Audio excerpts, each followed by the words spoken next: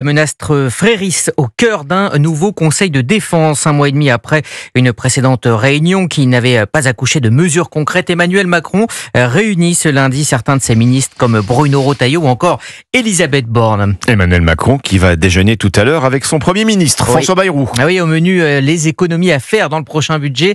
Arthur Delaborde, à une semaine des annonces du Premier ministre, eh bien, le chef de l'État veut s'assurer que la copie est prête.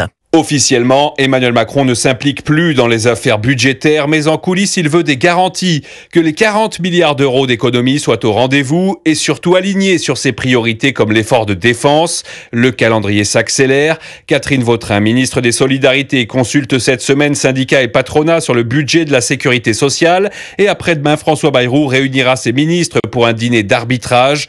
Pour l'heure, le flou domine même au sein du gouvernement, tenu à l'écart des décisions clés. Une réforme de l'assurance chômage semble actée, mais pour le reste, rien ne filtre. C'est un budget sous cloche. Moins on en dit, moins on s'expose, glisse un conseiller de l'exécutif.